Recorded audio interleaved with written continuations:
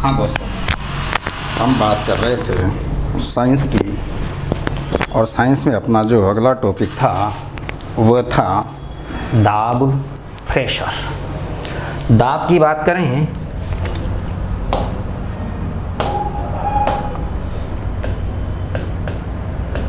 दाब, प्रेशर।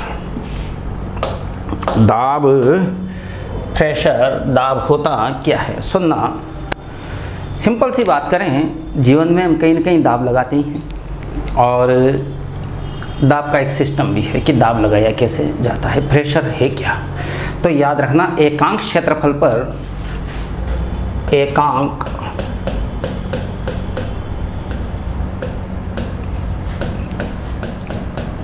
क्षेत्रफल पर लगने वाला बल, एकांक क्षेत्रफल पर जो बल लगाया जाता है उसी को हम क्या कहते हैं? दाब कहते हैं।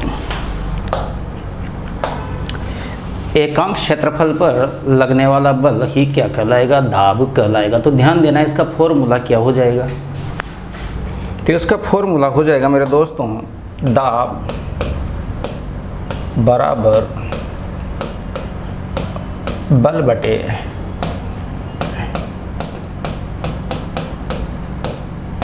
क्षेत्रफल। मैंने कहा दाब बराबर क्या हो जाएगा? तो दाब बराबर हो जाएगा बल बटे क्षेत्रफल। अब अगर दाब बराबर बल बटे क्षेत्रफल हो जाएगा तो हम इसे लिखेंगे कैसे? तो दाब को तो लिखते हैं प्रेशर, बल को लिखते हैं फोर्स, क्षेत्रफल को लिखते हैं एरिया। तो मेरा जो फॉर्मूला निकल कर आया वो हो जाएगा P बराबर F/A। बात करें दोस्तों इसके मात्रक की, तो मात्रक ध्यान देना, मात्रक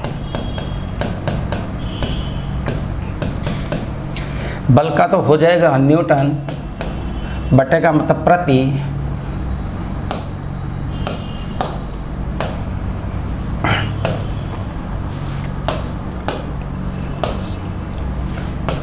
न्यूटन प्रति, न्यूटन बल का तो हो जाएगा न्यूटन, बटे का मतलब प्रति, और क्षेत्रफल का मीटर स्क्वायर, तो मात्रक हो जाएगा न्यूटन प्रति मीटर स्क्वायर। और ध्यान दीजिएगा, न्यूटन प्रति मीटर स्क्वायर जो होगा उस न्यूटन प्रति मीटर स्क्वायर को ही हम क्या कहते हैं?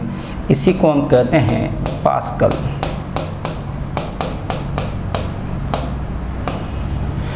इसी को हम क्या कहते हैं? तो याद रखना, पास्कल कहते हैं। एक खास बात और, दाब एक क्या है? तो याद रखना, दाब एक कौन सी राशि है? तो दाब एक अदिश राशि है। अदिश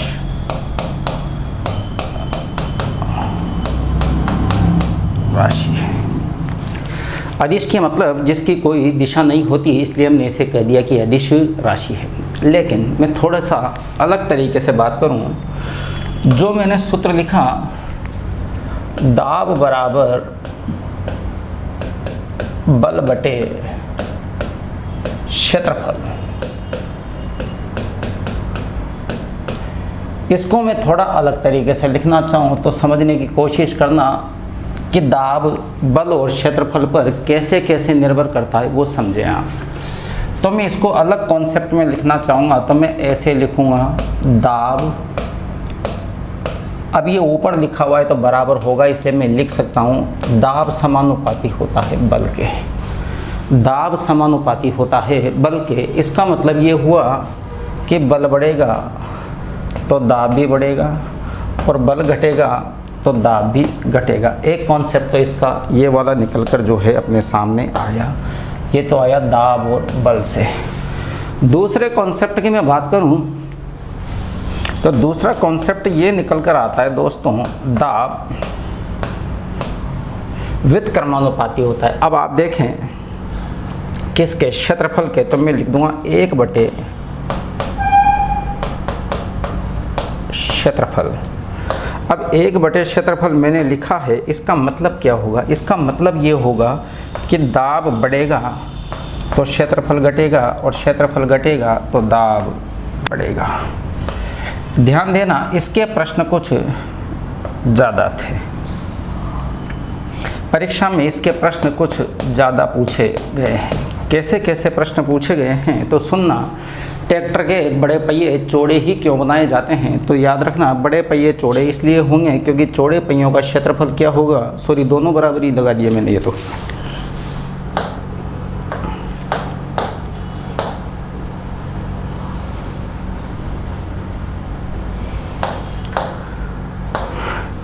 दाब बढ़ेगा तो क्षेत्रफल घटेगा और क्षेत्रफल बढ़ेगा तो दाब घटेगा। अब मैंने कहा ट्रैक्टर के बड़े पहिए चौड़े क्यों बनाए जाते हैं? क्योंकि ट्रैक्टर के बड़े पहिए चौड़े बनाए जाएंगे तो उनका क्षेत्रफल ज़्यादा होगा और क्षेत्रफल ज़्यादा होगा तो दाब कम हो जाएगा। एक और चीज़ साथ के साथ क्लियर करें इसमें, एक और चीज़, एक क्वेश्चन था कि जब भी कोई व्यक्ति दलदल में फंस जाता है तो उसे लेटने की सलाह दी जाती है। तो उसे लेटने की सलाह केवल इसलिए दी जाती है जब वो खड़ा हुआ है तो उसका सारा क्षेत्रफल, ये थोड़ा सा क्षेत्रफल है जो पैरों जितनी सी जगह टच हो रही है, लेकिन अगर वो लेटेगा तो उसका क्षेत्रफल क्या हो जाएगा, ज़्यादा हो जाएगा, और क्षेत्रफल ज़्यादा हो जाएगा तो दाब क्या हो जाएगा, कम हो जाएगा, इसलिए उसे लेटने की सलाह दी जाती है। एक और चीज़ आपने देखी होगी, कील नुकीली होती है, आसानी से उसे कहीं भी ठोका जा सकता है। क्यों? क्योंकि नुकीली होती है। इसका कारण क्या है? क्योंकि उसका क्षेत्रफल कम है और क्षेत्रफल कम है तो उस पर दाब क्या लगेगा, ज़्यादा लगेगा। इसलिए हम कह सकते हैं कि सबसे ज़्यादा जो प्रश्न बनाए गए वो इसमें से बनाए गए। थोड़ी सी बात को आगे और बढ़ाऊं, एक और शब्द है जो है प्रणोद।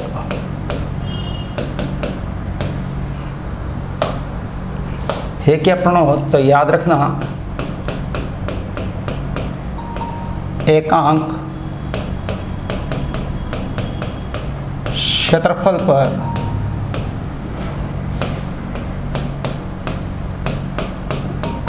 लंबवत लगने वाले बल को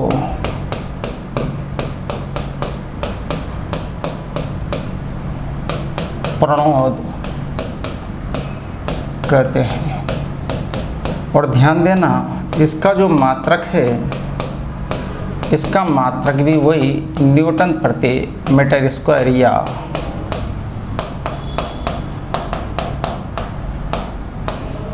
पास्कल ही होता है। एक खास बात याद रखनी है, केवल यहाँ हमने क्या लिखा, लंबवत बल। अगर मैं केवल ये कहता कि केवल बल, तो मैं केवल बल की बात करता तो फिर मेरे पास केवल दाब होता। लेकिन अगर मैंने लंबवत बात की है तो फिर लंबवत में सिस्टम आ जाएगा कि वो प्रणोद बन जाएगा। थोड़ा सा ये भी ध्यान रख लीजिएगा।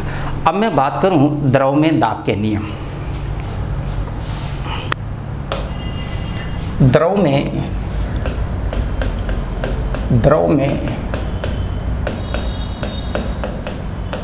दाब के नियम। नंबर 1,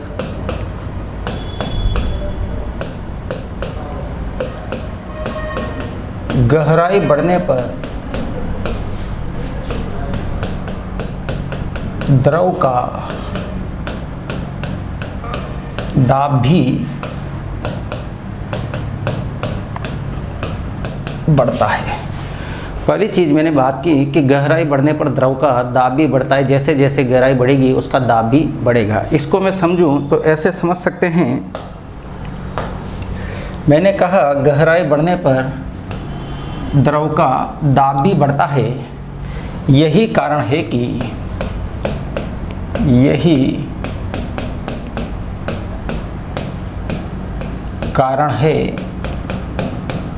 नंबर 1,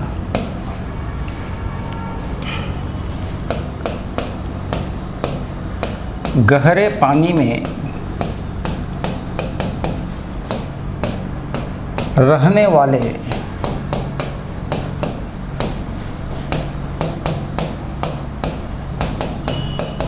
जंतुओं के शरीर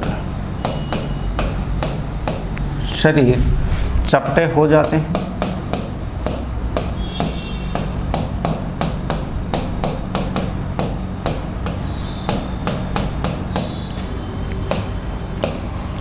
मैंने कहा गहराई बढ़ने पर द्रव का दाब भी बढ़ता है, तो हम कह सकते हैं कि जैसे जैसे गहराई बढ़ेगी तो दाब बढ़ेगा, दाब बढ़ेगा तो गहरे पानी में जो जीव जंतु रहते होंगे उनके शरीर भी क्या हो जाएंगे, चपटे हो जाएंगे।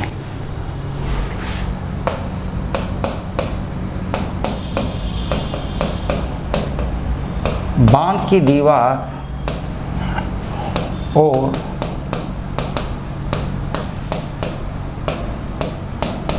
नदी का पुल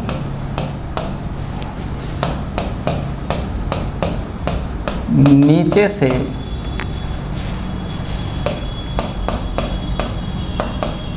चौड़ा बनाया, बांध की दीवार और नदी का पुल नीचे से चौड़ा बनाया जाता है।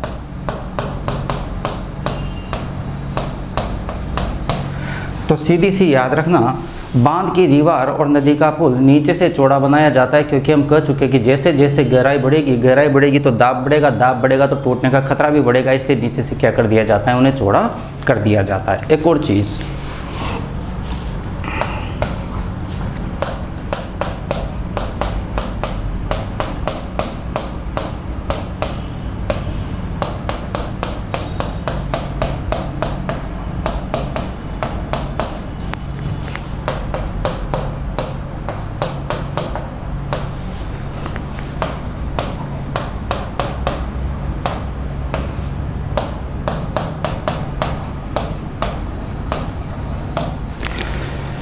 गोताखोरों को विशेष पोशाक पहनाई जाती है ताकि जब वो गहराई में जाएंगे तो उनके ऊपर द्रव का दाब पड़ेगा, तो उनकी बॉडी उसे सहन नहीं कर पाती, इसलिए पोशाक पहना दी जाती है, वो उसको सहन कर देती है, इसलिए विशेष प्रकार की पोशाक पहनाई जाती है। दोस्तों ये तो मैंने बात की कि गहराई बढ़ने पर द्रव का दाब भी बढ़ता है, गहराई बढ़ने पर द्रव का दाब भी बढ़ता है। नंबर 2,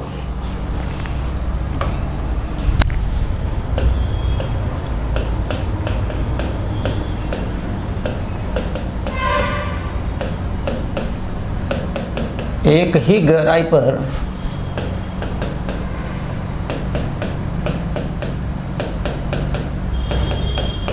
सभी दिशाओं में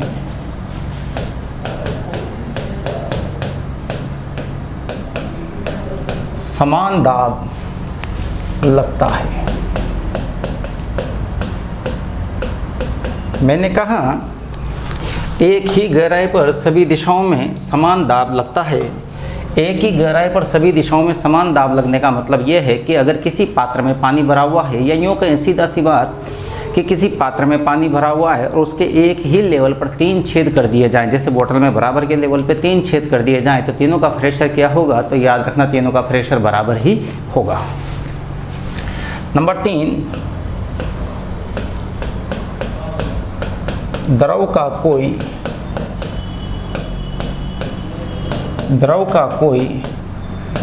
आकार नहीं होता,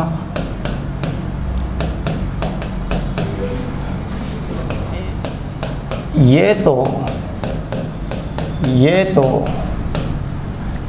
पात्र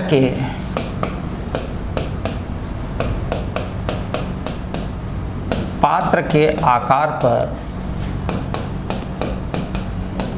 निर्भर करता है। मैंने कहा द्रव का कोई आकार नहीं होता, सही बात है, द्रव का कोई आकार नहीं होता, जैसे पात्र में भरेंगे द्रव का आकार भी वैसा ही हो जाता है, इसलिए हमने कह दिया कि द्रव का कोई आकार नहीं होता, पात्र का होता है, जैसा पात्र होगा द्रव का आकार भी वैसा ही हो जाएगा। नंबर 4,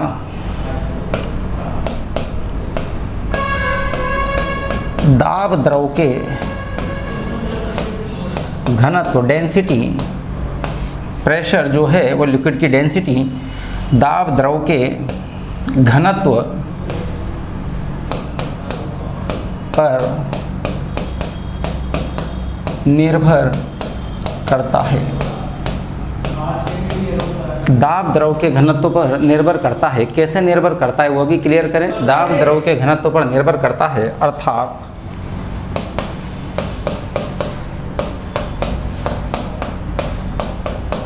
द्रव का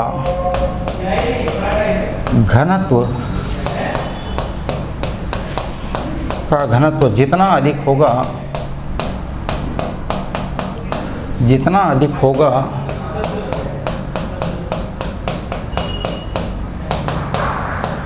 किसी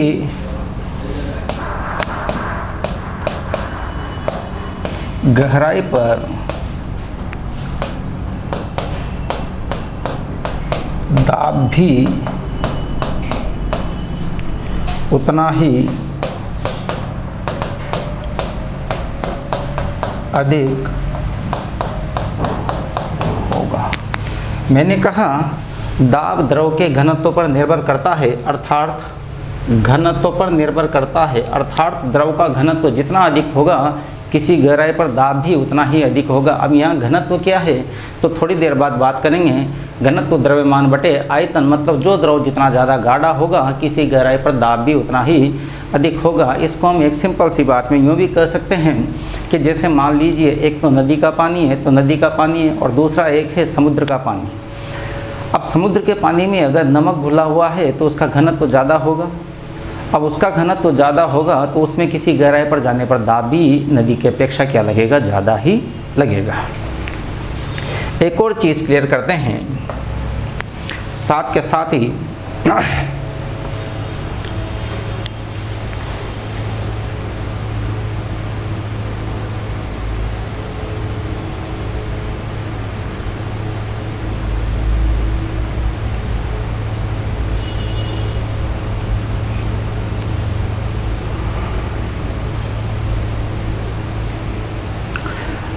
ध्यान देना। अब अपन बात करें द्रव में दाब की गणना। द्रव में दाब की गणना, हालांकि इसके प्रश्न कभी परीक्षाओं में पूछे नहीं गई हैं, पर फिर भी याद रखना द्रव में दाब की गणना निकाल क्या रहे हैं हम, तो याद रखना दाब निकाल रहे हैं तो होता क्या है, तो कुछ भी नहीं होता, H इंटू डी इंटू जी। अगर आप द्रव में दाब की गणना कर रहे हो तो आपको क्या करना पड़ेगा, तो सीधा सा याद रखना P क्या है, तो P है मेरे पास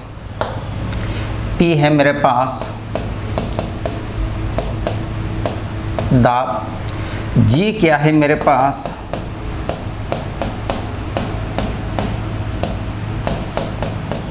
गुरुत्वीय त्वरण,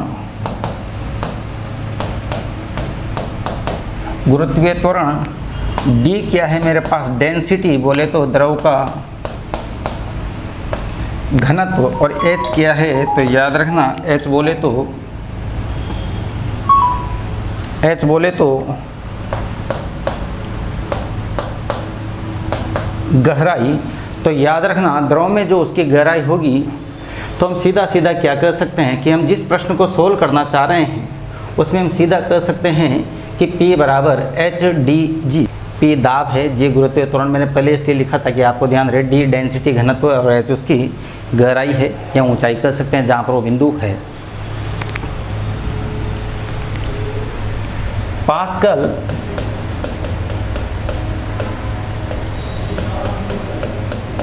के नियम पर आधारित कुछ यंत्र। अब यहाँ ऐसा कुछ भी नहीं है कि कोई बस नाम याद रखने तुम्हें। पास्कल के नियम पर आधारित मतलब दाब के नियम पर आधारित कौन कौन से हैं, नंबर 1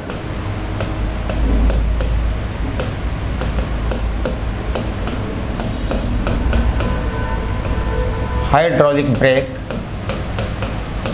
जिन्हें आप कहते हो पावर ब्रेक, आजकल सभी गाड़ियों में आ गए।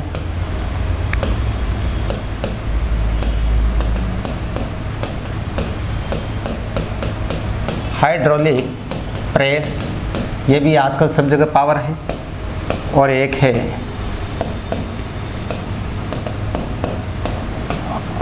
Hydraulic lift. तो कभी कभी नॉर्मली क्वेश्चन पूछ लिया जाता है पावर ब्रेक किस पर आधारित हैं, और आजकल तो हाइड्रोलिक स्टीयरिंग भी आ गए गाड़ियों के। तो ये याद रखना सब किस पर आधारित है, दाब के नियम पर आधारित है, पास्कल पर आधारित है। अब यहाँ से मैं कुछ एक चीज़ और क्लियर करना चाहूँगा कि गलनांक और क्वथनांक का क्या प्रभाव पड़ता है। तो याद रखना, दाब पर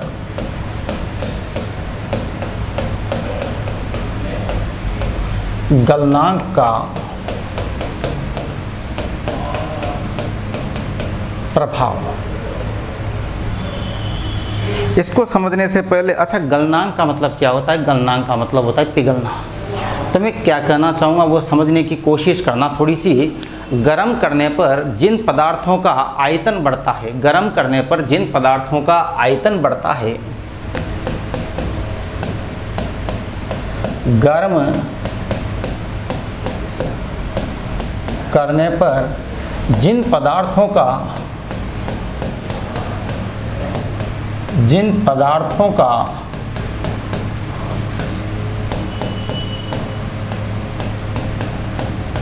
आयतन बढ़ता है। ध्यान देना, मैंने कहा गर्म करने पर जिन पदार्थों का आयतन बढ़ता है, दाब बढ़ाने पर उनका गलनांक भी बढ़ जाता है। दाब बढ़ाने पर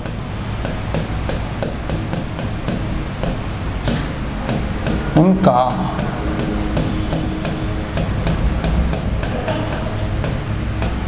गलनांक भी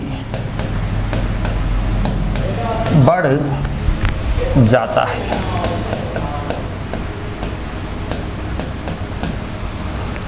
ध्यान देना, मैंने सीधा सीधा क्या कहा कि गर्म करने पर जिन पदार्थों का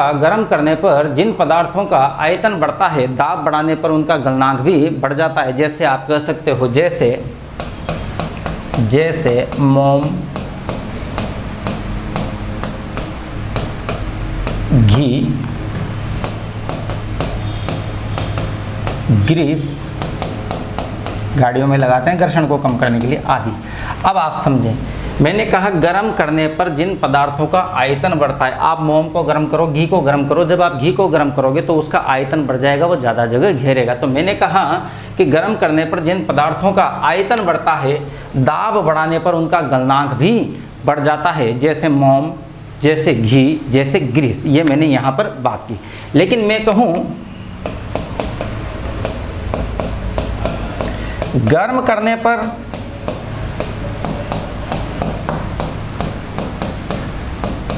जिन पदार्थों का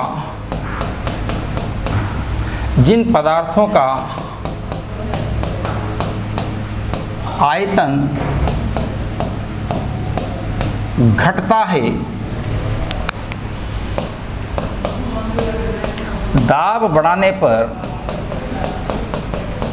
दाब बढ़ाने पर उनका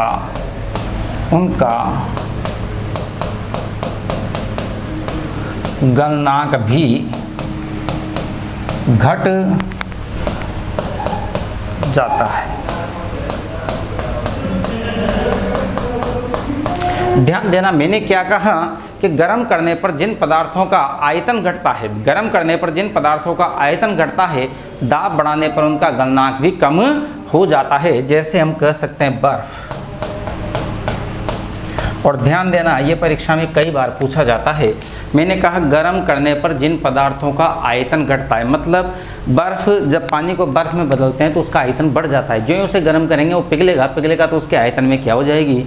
कमी हो जाएगी। इसलिए मैंने कहा कि गर्म करने पर जिन पदार्थों का आयतन घटता है, किसका घटता है? बर्फ़ का। दाब बढ़ाने पर उनका गलनांक भी क्या कर जाएगा? घट जाएगा। ये तो मैंने बात की किसकी? दाब पर गलनांक का प्रभाव। अब मैं बात करता हूँ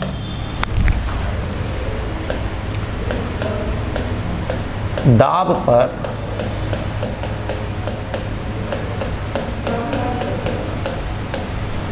क्वथनांक का प्रभाव।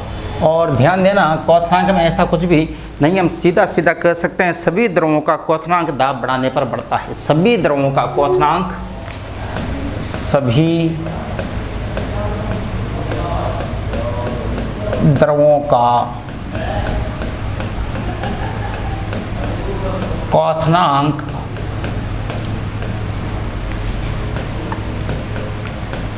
दाब बढ़ाने पर बढ़ जाता है। बढ़ जाता है। आपने देखा होगा प्रेशर कुकर में जल्दी सब्जी पक जाती है, उसके पीछे भी एक ही कारण होता है, क्योंकि नॉर्मली पानी 100 डिग्री सेल्सियस पर उबलता है, लेकिन जब प्रेशर कुकर में जो पानी भरा रहता है वो 100 डिग्री सेल्सियस पे नहीं आता, इससे पहले ही दाब के कारण उबलना शुरू कर सकता है, या यूँ कहें कि उसमें दाब अधिक होता है, इसलिए सब्जियां जल्दी पक जाती है। यहाँ तक का कॉन्सेप्ट आप लोगों का क्लियर है। अब मैं बात करूँ इसके बाद वायुमंडलीय दाब की। अगला मेरा जो टॉपिक है वह है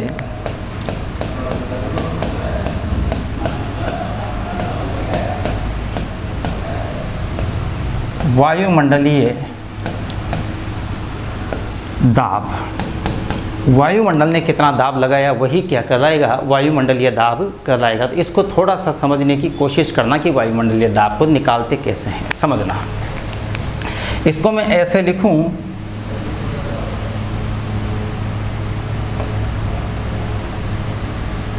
मान लीजिए ये एक कॉलम है,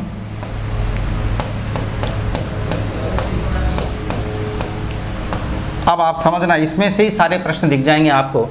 अब ये अगर कॉलम है तो इसमें सबसे पहली चीज़ तो वायुमंडलीय दाब जब निकाला जाता है तो इसमें पारा भरा जाता है।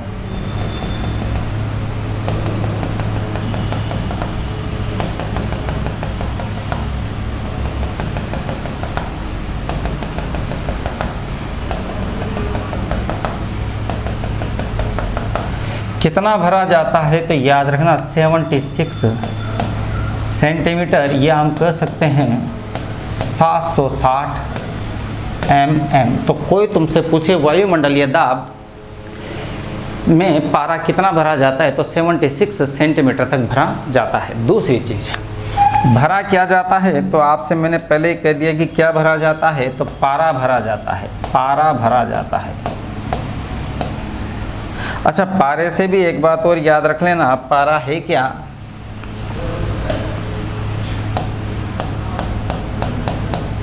एकमात्र द्रव धातु, एकमात्र द्रव धातु। तो याद रखना इसमें भरा किया जाएगा तो इसमें पारा भरा जाता है। एक कॉन्सेप्ट और क्लियर कर लेना साथ के साथ ही कि इसे कितने ताप पर भरा जाता है तो याद रखना इसे 0 डिग्री सेल्सियस ताप पर रखा जाता है या भरा जाता है।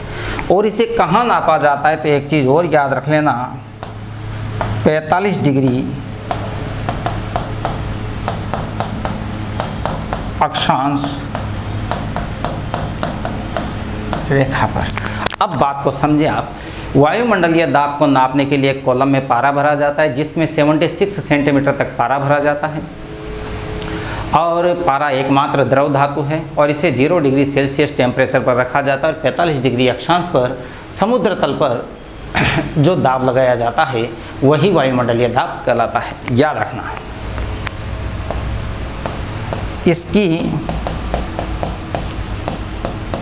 इसकी गणना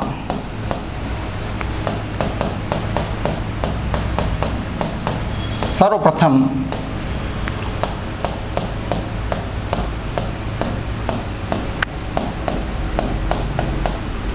वान ग्यूरिक ने की। याद रखना, वायुमंडलीय दाब की गणना सर्वप्रथम किसने की थी तो वायुमंडलीय दाब की गणना सर्वप्रथम वान ग्यूरिक ने की थी। अच्छा, इसका जो एसआई मात्रक है वह है एसआई मात्रक, इसका मात्रक है बार।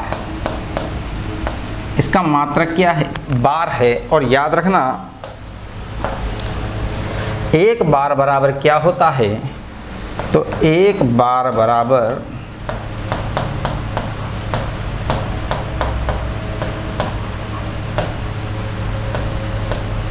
10⁵ न्यूटन प्रति मीटर स्क्वायर होता है। यहाँ तक कोई प्रॉब्लम मुझे नहीं लगता होनी चाहिए। अब सुनना आगे क्या और कर रहा हूँ। वायुमंडलीय दाब को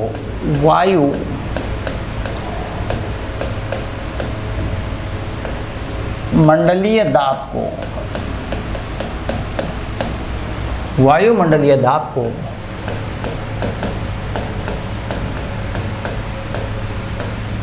बैरोमीटर से मापा जाता है। वायुमंडलीय दाब को बैरोमीटर से मापा जाता है। अब अगर वायुमंडलीय दाब को बैरोमीटर से मापा जाता है तो यहाँ से फिर एक नई समस्या आ जाती है कि बैरोमीटर, या यूँ कह सकते हैं बैरोमीटर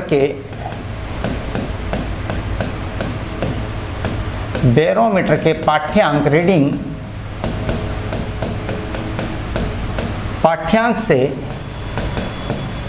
बैरोमीटर के पाठ्यांक से मौसम संबंधी पूर्वानुमान लगाए जाते हैं। मौसम संबंधी पूर्वानुमान लगाए जाते हैं। जैसे नंबर 1, जब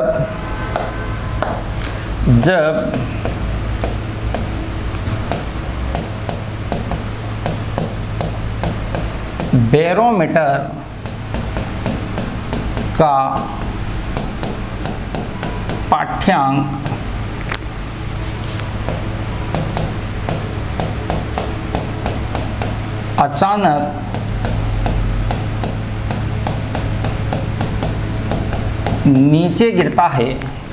अचानक नीचे गिरता है तो आंधी तूफान आने की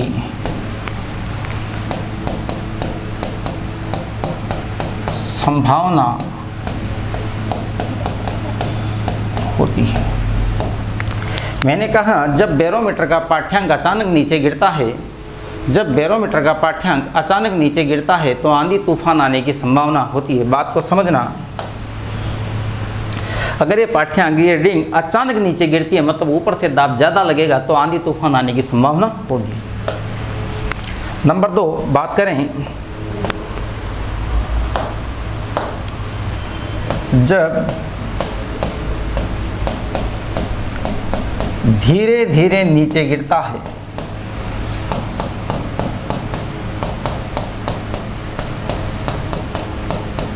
तो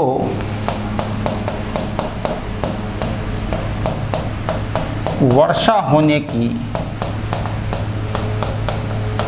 संभावना होती है। मैंने कहा जब बैरोमीटर का पाठ्यांक धीरे धीरे नीचे गिरता है तो वर्षा होने की संभावना होती है। सबसे पहले तो हमने कहा अगर ये अचानक नीचे गिरे तो आंधी तूफान आएंगे। दूसरा हमने कहा कि ये धीरे धीरे नीचे गिरे तो वर्षा होने की संभावना होती है। और नंबर 3, जब धीरे धीरे ऊपर चढ़े तो मौसम साफ रहने की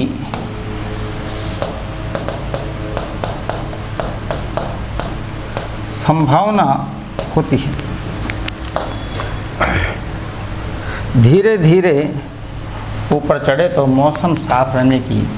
ध्यान देना, मैंने कहा वायुमंडलीय दाब को बैरोमीटर से मापा जाता है और बैरोमीटर के पाठ्यांक से, रीडिंग से मौसम संबंधी पूर्वानुमान लगाए जाते हैं। अगर मान लीजिए बैरोमीटर का पाठ्यांक अचानक नीचे गिर रहा है, तेज़ी से नीचे गिर रहा है, तो मौसम विभाग वाले पहले से घोषणा कर देंगे कि आज उस क्षेत्र में आंधी तूफान आने की संभावना है। अगर धीरे धीरे नीचे गिरे तो आराम से कहा जा सकता है कि वर्षा होगी, और धीरे धीरे ऊपर चढ़े तो कहा जाता है कि मौसम साफ रहेगा। एक चीज़ और क्लियर करें,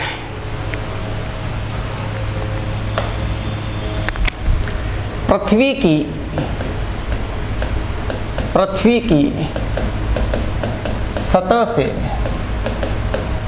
की सतह से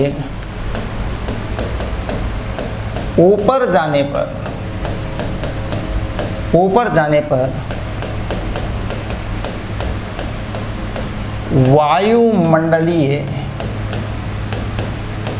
दाब में, वायुमंडलीय दाब में कमी आती है, कमी आ जाती है। जैसे जैसे पृथ्वी की सतह से ऊपर जाएंगे तो वायुमंडलीय दाब क्या हो जाएगा, कम हो जाएगा। यही कारण है कि मैंने कहा पृथ्वी की सतह से ऊपर जाने पर वायुमंडलीय दाब के मान में क्या आ जाएगी, कमी आ जाएगी। और वायुमंडलीय दाब के मान में कमी आ जाएगी तो क्या क्या हो सकता है। तो नंबर 1,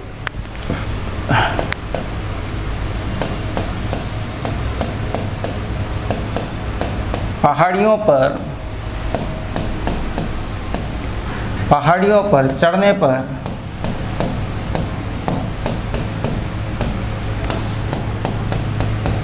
नाक से खून आना। अब जैसे जैसे हम पहाड़ियों पर ऊपर जाते जाएंगे तो वायुमंडलीय दाब तो क्या हो जाएगा, कम, और बॉडी का दाब क्या हो जाएगा, ज़्यादा। तो अंदर की चीज़ें कहाँ आने लग जाएगी, बाहर आने लग जाएंगे। पहले वॉमिटिंग होगी, उल्टी हो जाएगी, फिर नाक से खून आना भी प्रारंभ हो जाता है। नंबर 2,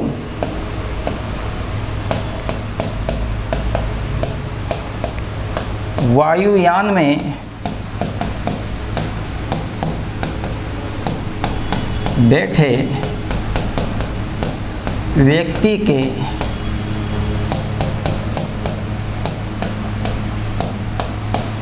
फाउंटेन पेन से इंक रिस जाती है।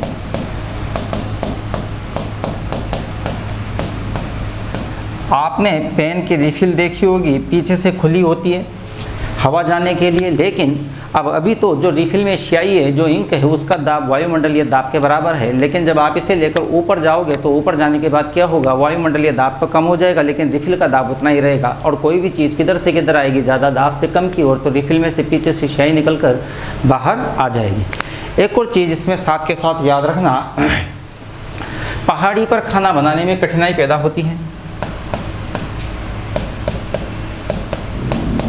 पहाड़ियों पर खाना बनाने में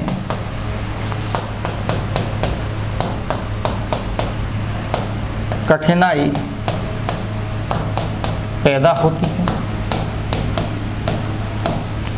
क्योंकि पहाड़ी पर वायुमंडलीय दाब कम हो जाएगा। वायुमंडलीय दाब कम हो जाएगा तो पानी 100 डिग्री सेल्सियस तक गर्म नहीं होगा, इससे पहले ही उबलने लग जाएगा और उसमें कोई चीज़ डालोगे तो वह पकेगी नहीं, इसलिए पहाड़ियों पर खाना बनाने में कठिनाई पैदा होती है।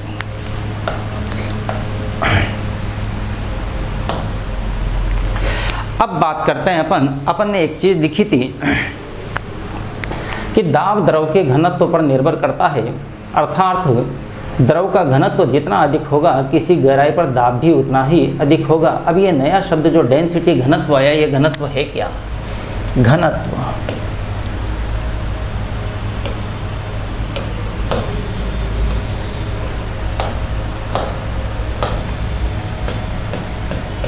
घनत्व है क्या, तो याद रखना घनत्व है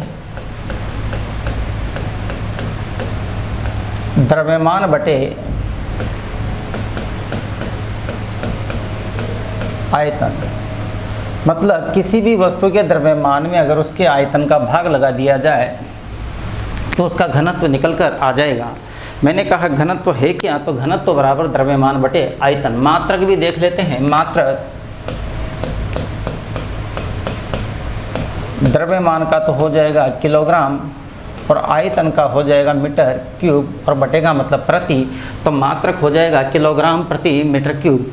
मात्रक थोड़ा बड़ा हो गया इसलिए इसे थोड़ा सा छोटा कर देते हैं, और जब इसे छोटा करेंगे तो किलोग्राम का तो हो जाएगा ग्राम, प्रति मीटर का हो जाएगा सेंटीमीटर क्यूब। ये मैंने लिखा तो इसका मात्रक क्या हो जाएगा, किलोग्राम प्रति मीटर क्यूब या ग्राम प्रति सेंटीमीटर क्यूब। यहाँ से एक प्रश्न को समझने की कोशिश करना। प्रश्न ये है,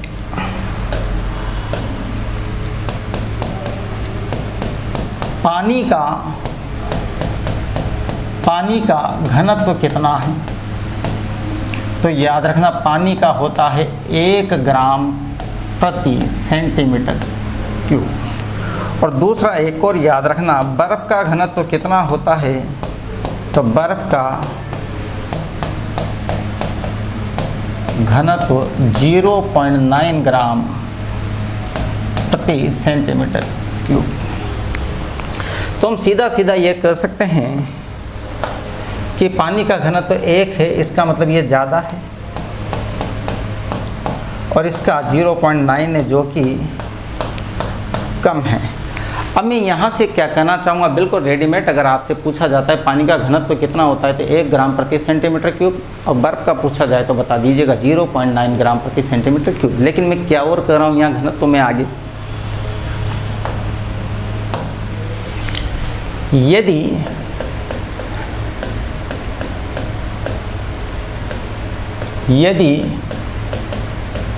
वस्तु का घनत्व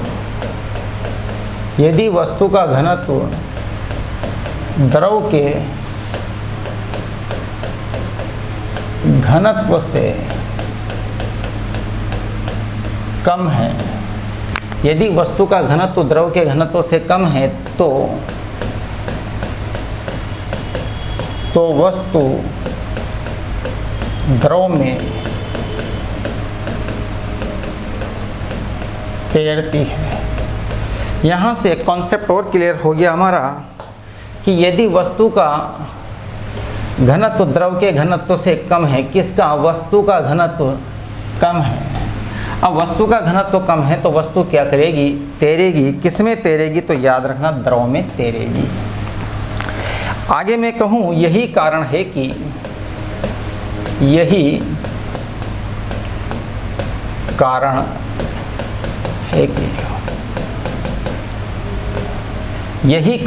कि ध्यान देना, मैंने कहा यदि वस्तु का घनत्व द्रव के घनत्व से कम है तो वस्तु द्रव में तैरती है। यही कारण है कि नंबर एक क्वेश्चन आपसे पूछा जाता है, बादल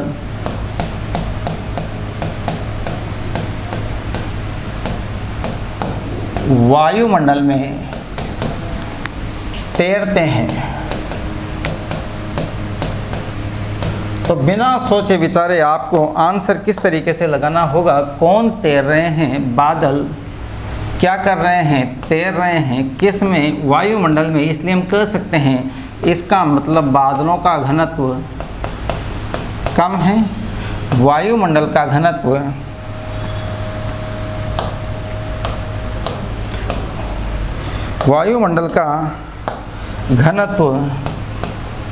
ज़्यादा है। तो और आपने क्या कहा, यदि घनत्व कम है, यदि वस्तु का घनत्व द्रव के घनत्व से कम है तो वह तैरेगी, तो यहाँ बादलों का घनत्व कम है इसीलिए तैर रही होगी। नंबर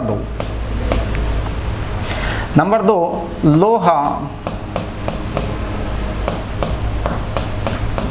लोहा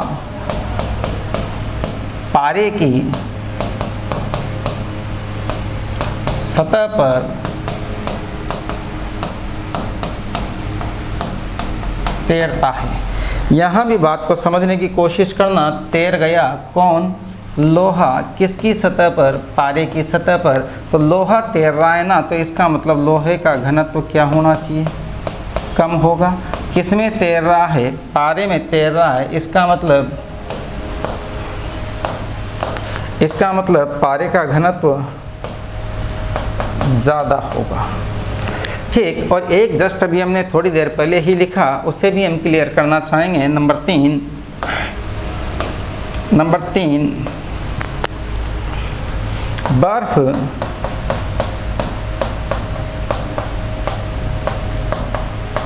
पानी की सतह पर तैरती है।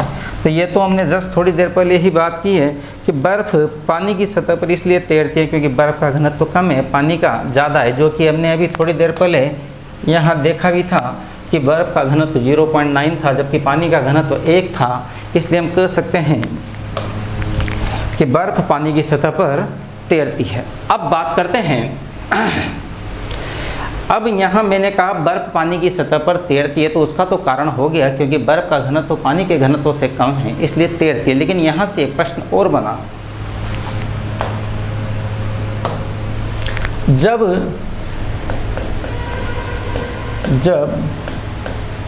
बर्फ पानी की सतह पर तैरती है तो उसके आयतन का, मैंने कहा जब बर्फ, अभी थोड़ी देर पहले हमने कहा कि बर्फ पानी की सतह पर तैरती है क्योंकि बर्फ का घनत्व कम है पानी के घनत्व से, इसलिए तैर गई है, तो जवाब हो गया।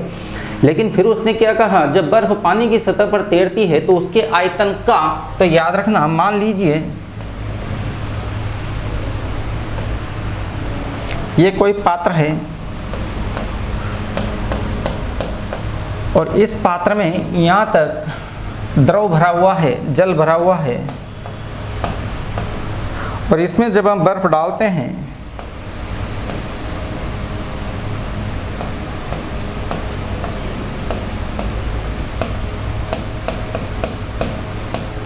तो याद रख लीजिएगा इसका 1/10 भाग तो ऊपर रहेगा और 9/10 भाग नीचे रहेगा।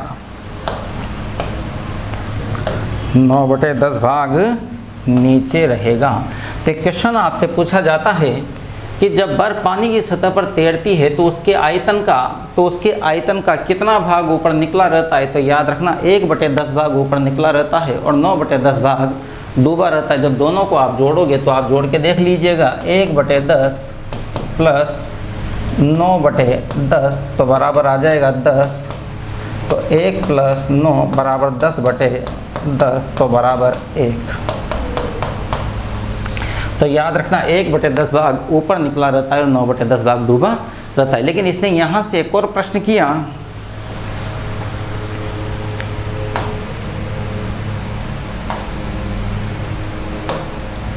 जब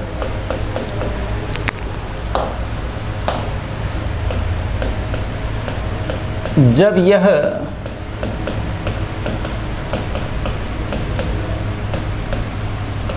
तैरती हुई बर्फ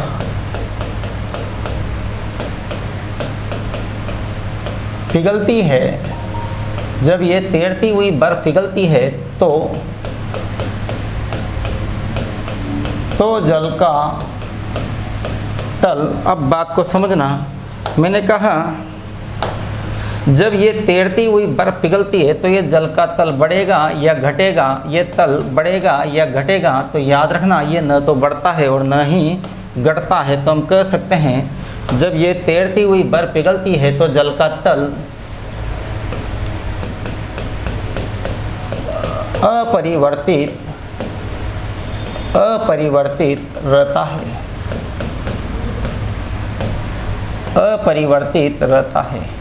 अब एक बात बताओ, जब ये जल का तल अपरिवर्तित रहता है तो कायदे से तो इस बर्फ के पिघलने से इस तल को क्या करना चाहिए था, बढ़ना चाहिए था, लेकिन अपरिवर्तित रहता है। तो इसका क्या कारण है, तो वह भी आप जानें। अपरिवर्तित रहने का कारण, और इसके अपरिवर्तित रहने का कारण है वह है बर्फ की संरचना। और बर्फ की संरचना क्या है, तो याद रखना H2O का जमना। भाई जल का जमना ही तो बर्फ है, तो हम जमा कर देख लेते हैं। ये H, ये H, ये O, ये H, ये H, ये O, H, H, O, H, H, O। इस तरीके से इस तरीके से बर्फ़ जम जाती है, तो याद रख लीजिएगा इस बर्फ़ के जमने से ये जो बीच में खाली जगह है यहाँ हवा आ जाती है, हवा आ जाती है।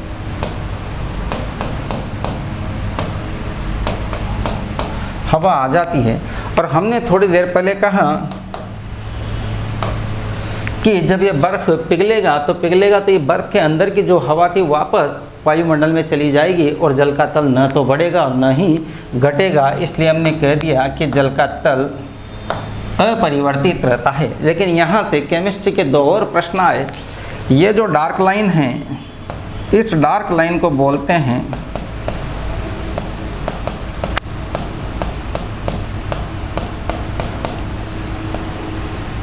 सह संयोजक बंध। और ध्यान देना ये जो लाइट लाइन है इसे बोलते हैं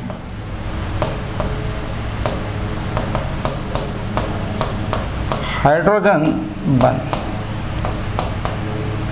तो एक और प्रश्न आप लोगों से पूछ लिया जाता है, बर्फ की संरचना में कितने बंध होते हैं? तो 2 बंध होते हैं। कौन कौन से होते हैं? एक सहसंयोजक बंध होते हैं और एक हाइड्रोजन बंध होते हैं। लेकिन यहाँ से एक और प्रश्न आया, लगी रहा है ये डार्क लाइन है, इसलिए ये प्रबल बंध है, स्ट्रॉन्ग है, मजबूत है।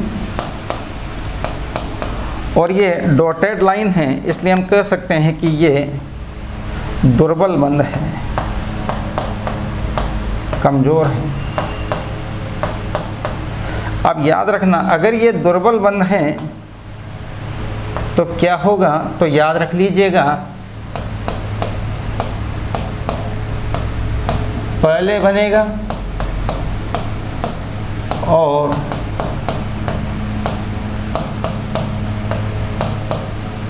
पहले टूटेगा। तो कोई अगर तुमसे ये पूछता है कि बर्फ़ जब पानी में बदलता है, तो पहले कौन सा बंध टूटता है? तो जो डॉटेड है वह हल्का है, वही टूटेगा। लेकिन अगर प्रश्न ये पूछा जाता है कि पानी जब बर्फ़ में बदलता है तो पहले कौन सा बंध बनता है, तो भी हाइड्रोजन बंध बनता है। इस तरीके से दोस्तों ये दाब वाला चैप्टर अपना कंप्लीट हो जाता है। थैंक यू दोस्तों।